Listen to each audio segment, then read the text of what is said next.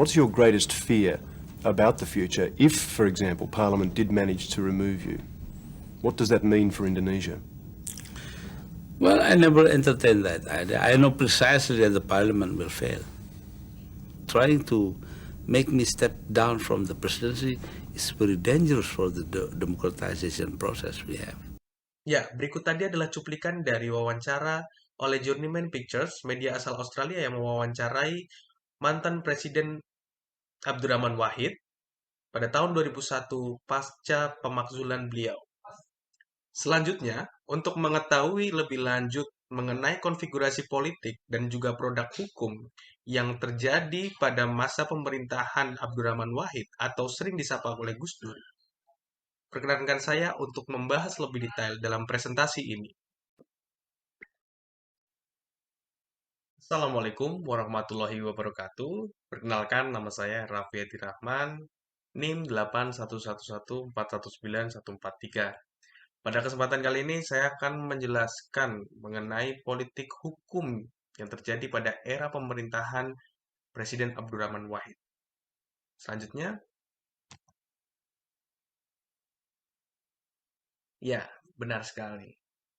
Abdurrahman Wahid atau biasa dikenal dengan sapaan Gus Dur ini hadir sebagai Presiden Republik Indonesia keempat yang memberikan warna baru dalam kancah perpolitikan nasional dan juga menambah konfigurasi politik serta produk hukum yang muncul dalam sejarah bangsa Indonesia.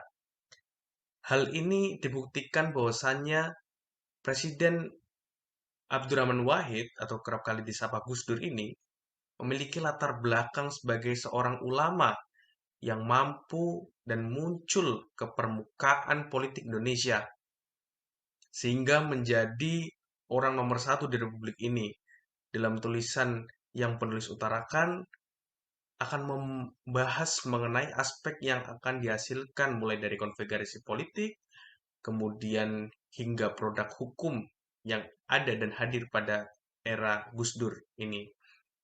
Selanjutnya, mengenai rumusan masalah, yang pertama adalah bagaimana konfigurasi politik pada era pemerintahan Presiden Abdurrahman Wahid. Kedua, bagaimana produk hukum yang dihasilkan pada era pemerintahan Presiden Abdurrahman Wahid. Baik, konfigurasi politik pada era pemerintahan Presiden Abdurrahman Wahid tentu didasari dari pencalonan.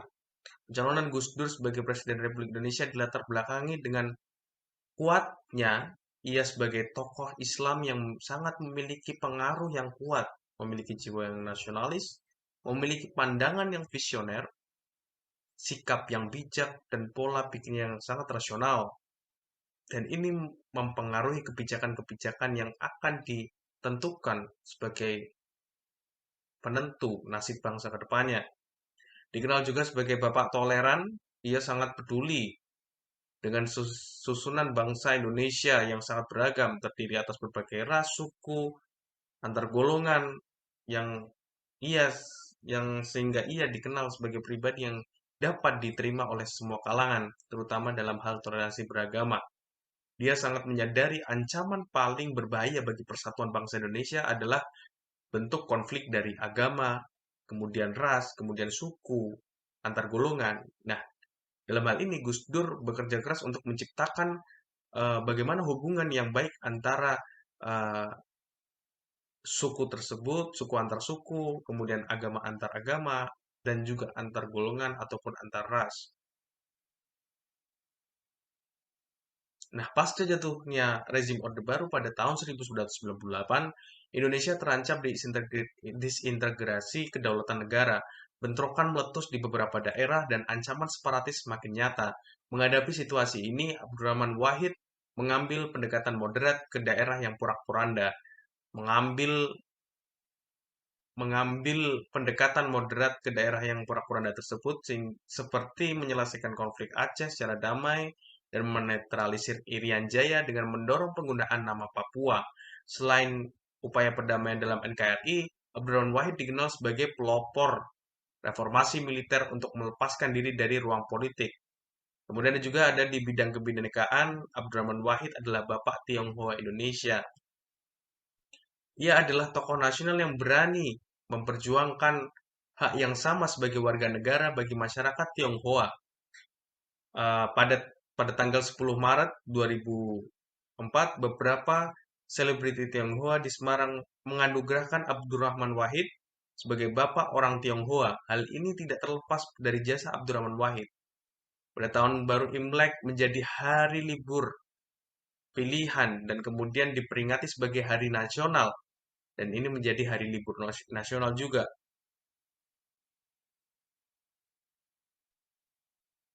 Selanjutnya, mengenai perhatian utamanya sebagai presiden, yakni melakukan pembinaan terhadap sekelompok orang yang dipercayainya untuk melakukan pengawasan terhadap prosesi reformasi serta terhadap pengelolaan negara.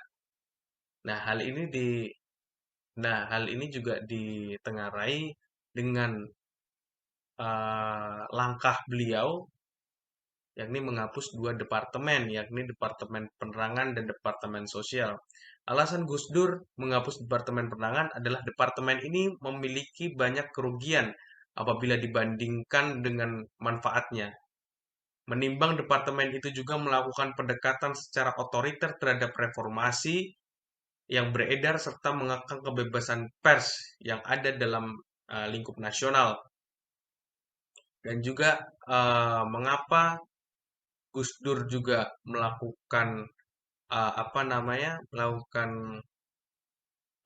penghapusan terhadap Departemen Penerangan ini adalah eh, Gus Dur ini juga melihat bahwasannya realitas yang terjadi pada Departemen Penerangan selalu dan sering melakukan pemerasan terhadap media-media yang ada dalam portal-portal berita, terus kemudian kanal-kanal yang memang itu melakukan sebuah dokumentasi terhadap peliputan kegiatan kinerja pemerintah seperti itu.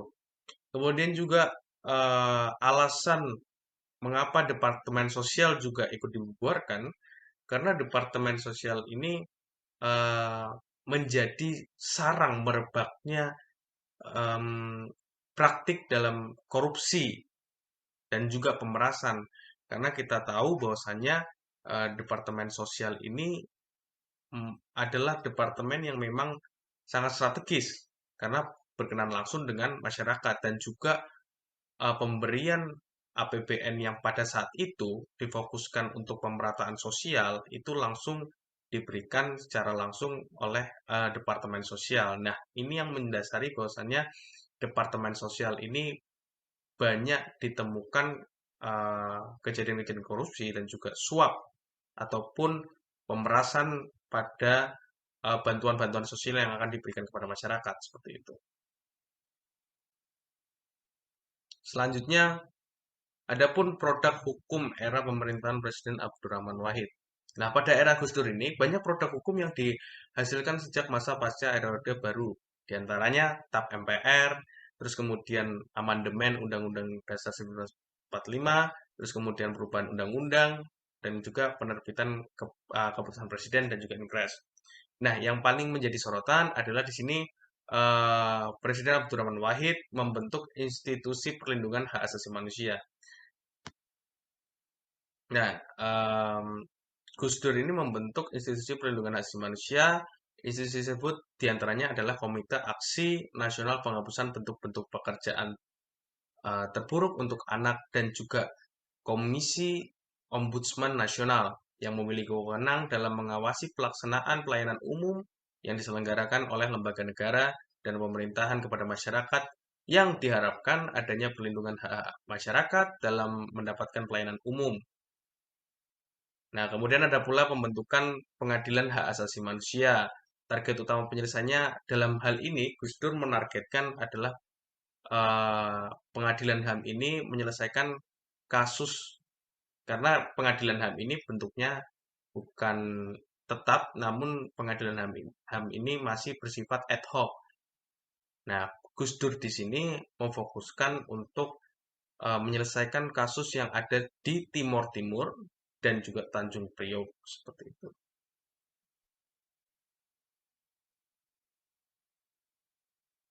Nah, selanjutnya adapun eh, Gus Dur juga eh, melakukan atau mengeluarkan keputusan Presiden nomor 53 tahun 2001 tentang pembentukan pengadilan HAM yang sudah saya sebutkan tadi, dan juga ada peraturan pemerintah nomor 6 tahun 2000 mengenai pemulihan hak sipil penganut agama Konghucu. Serta Gus Dur juga menetapkan Tahun Baru Cina sebagai libur nasional.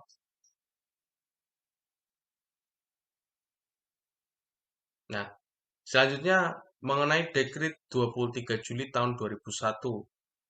Hal ini paling kontroversial karena hal ini adalah salah satu hal yang paling kontroversial dari sekian banyak hal-hal kontroversial yang dikeluarkan oleh Gus Dur. Yang mana sebelumnya belum saya sebutkan seperti beliau pernah ingin mengusulkan pencabutan TAP MPR tahun 66 eh, yang mana dalam hal itu juga membatasi atau eh, melarang adanya ajaran Marxisme, komunisme dan lain-lain.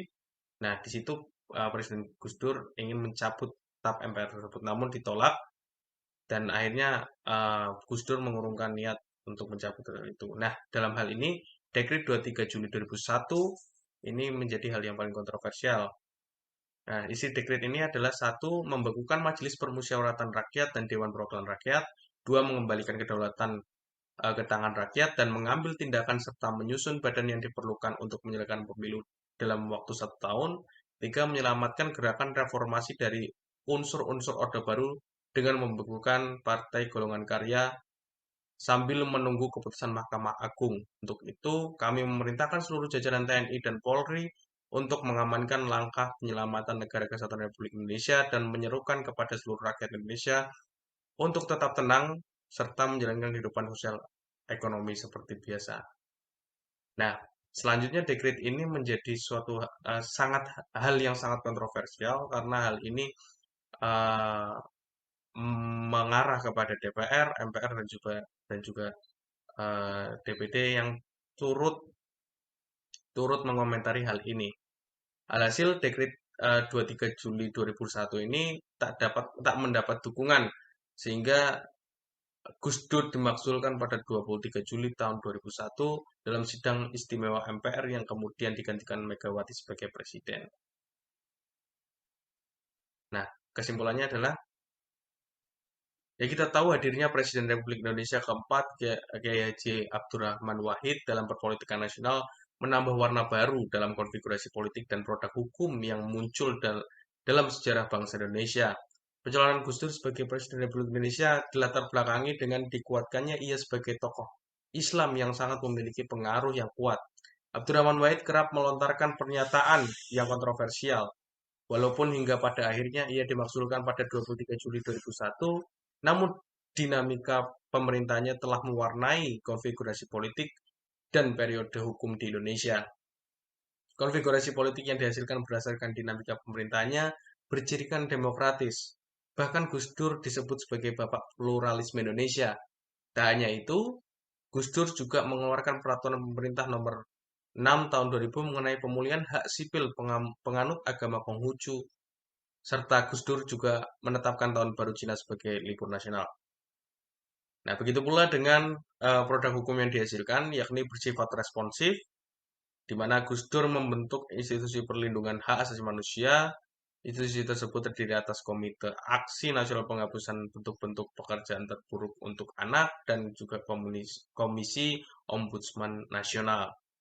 Tak hanya itu juga Gus Dur membentuk pengadilan hak asasi manusia yang bersifat ad hoc tadi untuk menyelesaikan konflik Timur Timur dan juga menyelesaikan konflik eh, Tanjung Priok seperti itu. Mungkin cukup sekian apa yang saya sampaikan. Apabila ada pertanyaan, mohon disampaikan di kolom komentar di Elena. Terima kasih. Apabila ada Kurangnya mohon dimaafkan karena kelebihan milik Allah Subhanahu wa taala. Selamat menjalankan ibadah puasa. Wassalamualaikum warahmatullahi wabarakatuh.